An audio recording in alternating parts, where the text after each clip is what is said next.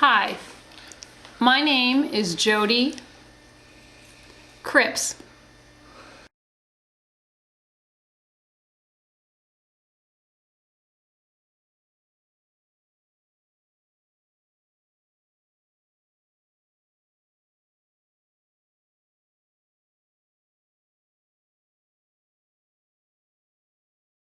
The word autism was invented by Tom Humphreys, who coined the term in his dissertation. That was written back in 1977 when he wrote about autism.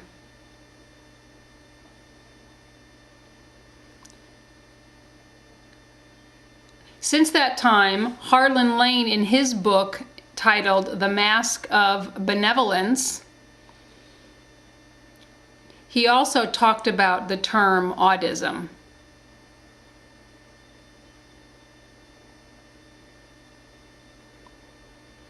Now the term is more and more familiar to a lot of people. Gallaudet made a movie on the topic of autism, and it's more prevalent.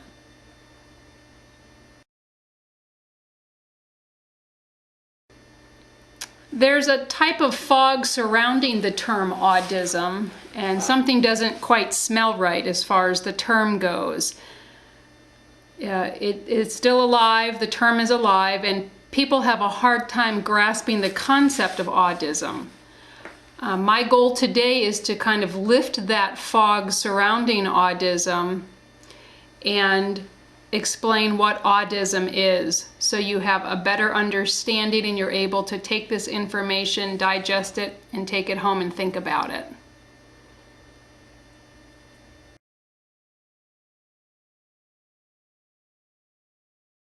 The definition of autism basically is it's discrimination based on hearing or the lack of hearing, and it focuses on how much you can hear and the fact that spoken language is superior to signed language. That's the basic concept behind autism. There's also another term called reverse autism.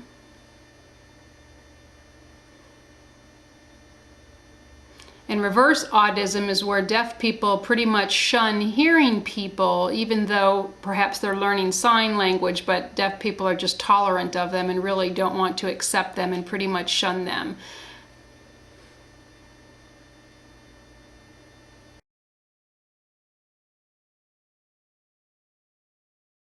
In the past, autism was around, and we can look back to a man by the name of George Veditz, back in the 1913-1915 time frame.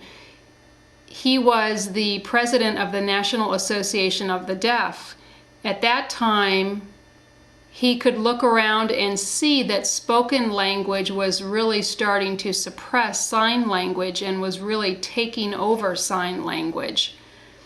At that time, he decided to recruit some of the best signers of the time, from Edward Minor Gallaudet to Hotchkiss, Edward Minor Gallaudet being hearing and Hotchkiss being deaf. Veditz himself was deaf, and at that time he decided to videotape these different signers to preserve the sign language they were using. He knew that they would eventually die and their sign language would be lost, and that perhaps oralism would take over.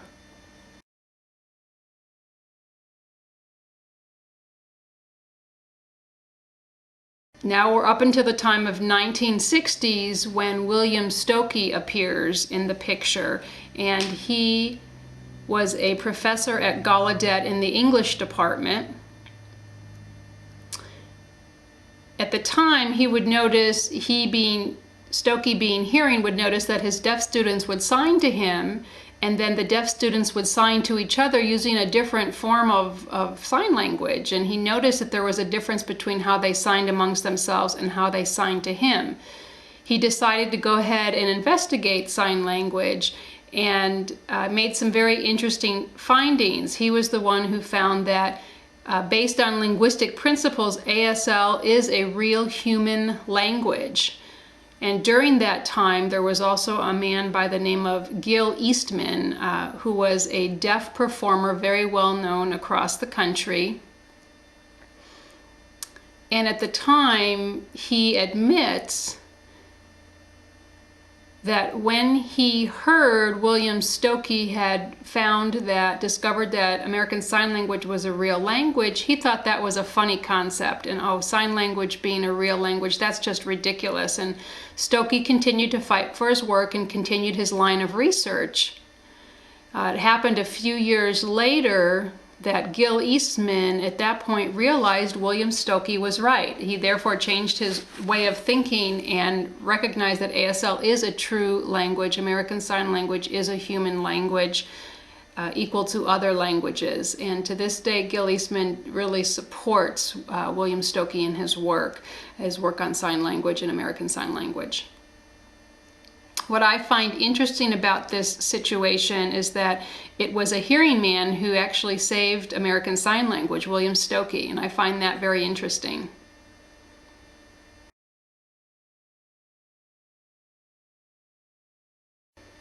I'll give you a little bit of information about myself. 9 years ago, I was a senior at Gallaudet University, and during that time is when we had the Deaf President Now movement, and we went through the DPN, the protests, and all of that entailed. And I saw the first deaf president of Gallaudet. And I kept thinking, boy, he's deaf just like me. I'm deaf, you know, we're similar. And at that time, I got involved with the ASL Now movement, which basically we focused on Gallaudet's communication policy. We wanted to change the communication policy. Basically, the communication policy recognizes American Sign Language, total communication, signed English, different sign systems, PSE, all the way to written English.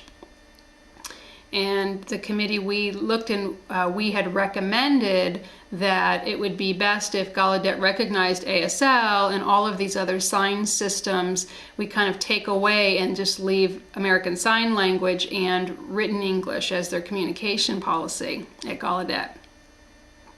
That's all that we had asked. And at the time, you know, there was a lot of support for ASL, but we saw it start to dwindle and fade away to where at one point we had the deaf president, and we were focusing on the deaf president. ASL kind of appeared, and yet at the same time it disappeared and was suppressed. So I kept thinking that, you know, here was this deaf president would think the same way we thought, but really he didn't. And that kind of changed the way I was thinking, and I realized there was not very much support for ASL.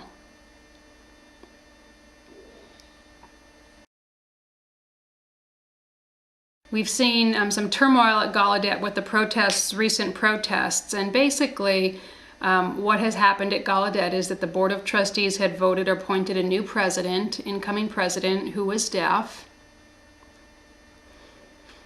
However, the deaf community, the faculty and staff at Gallaudet all sent the message that no, this wasn't a choice, this wasn't a good choice for Gallaudet, and the Board of Trustees truly didn't understand what the problem was.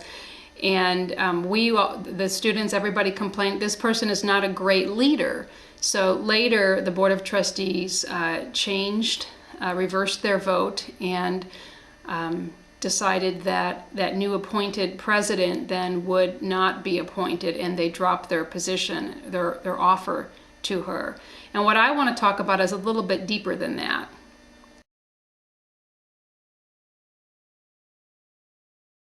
There's one situation happened at a radio interview in the Washington Post where the newly appointed president at Gallaudet did a radio interview, and the reporter asked her several questions and she answered them.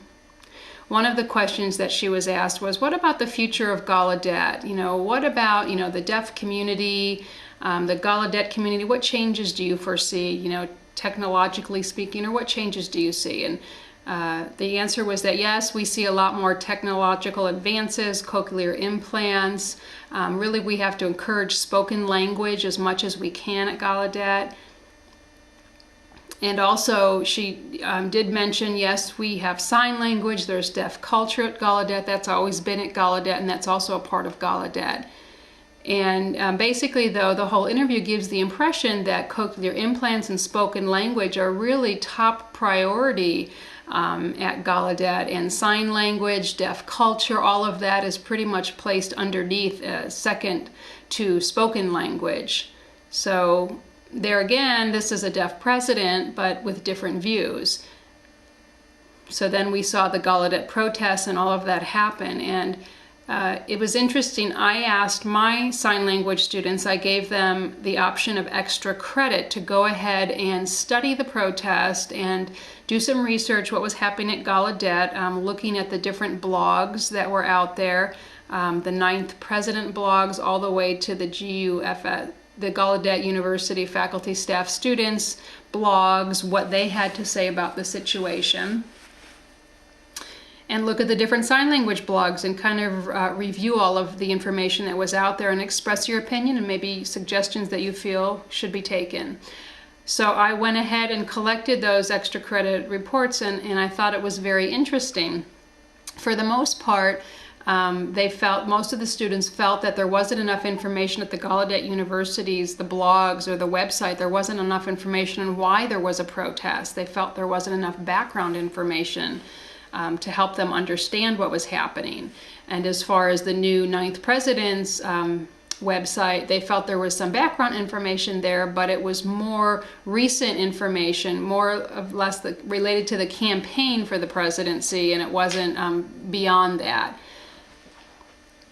The bottom line, again, most of these students felt that if the administration, if the Board of Trustees didn't listen to the staff, the faculty, the students, the alumni, and the deaf community, as all of those were voicing their opinion, that it was too bad that they didn't listen to that the university should be having a new incoming president that's exciting. It's a new time for Gallaudet. And obviously that wasn't the case. It was the exact opposite as far as the situation goes.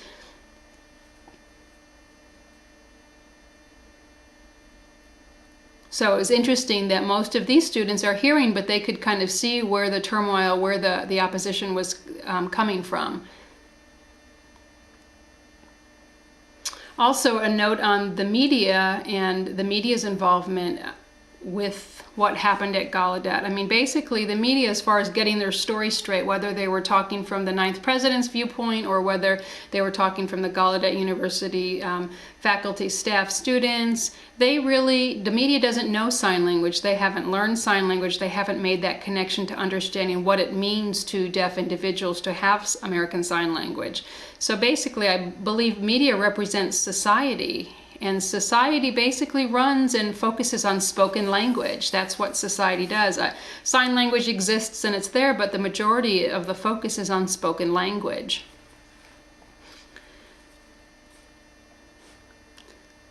So since this, the whole DPN and the new president's position, and at Gallaudet, we have to understand that this position works for society. The person who fills this position works for society.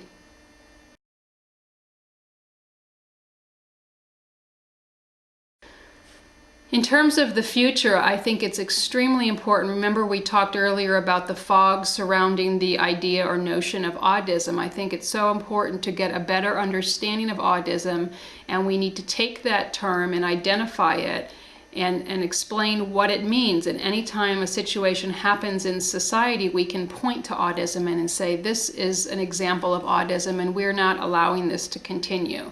And so we need to go ahead and point out instances of autism and say, this is not what we want to accept, and we have to educate society so they have a better understanding and don't continue to practice autism. And society needs to accept sign language. We need to help them understand that it's a human language, and that sign language, is recognized and equal in status to spoken language, and they have to understand that we have to focus on sign language and how we can use sign language, focus on language policies, curriculum, assessment issues, all related to sign language and how we can improve the situation for deaf children. I must confess that I myself can be considered an autist. And remember, I talked earlier about autism during the time of Veditz and Stokey and Hotchkiss, all of the different individuals I mentioned, Edward Miner Gallaudet. During their time, in my time in watching what they were fighting for, they were fighting to recognize sign language and recognize the status of sign language and make it equal to a language and really focus on American Sign Language. But during that time, when I looked, I realized myself, I'm just been focused on deaf. I'm deaf, focusing on the deaf part of it. And I've decided that I need to throw out that term deaf and no longer use deaf. And instead, I think that needs to become a historical term, and we need a new term to identify ourselves, and maybe calling ourselves signers. And basically, a signer would be somebody who supports American Sign Language and really supports, different signed foreign languages in other countries, including Canada, and just really supports the notion of sign language. As far as signed communication, total communication, signed English, that's not something that a signer would necessarily support. So we see that, you can be a deaf signer, you can be a hearing signer, you can join cochlear implants. Anybody who's learning sign language, hard of hearing, can all join and become signers if they have a good attitude towards sign language, American Sign Language, and really support it and work together towards improving the situation for American Sign Language. And then we can work together to fight against autism and work together as a group. And really we need to finish focusing on autism.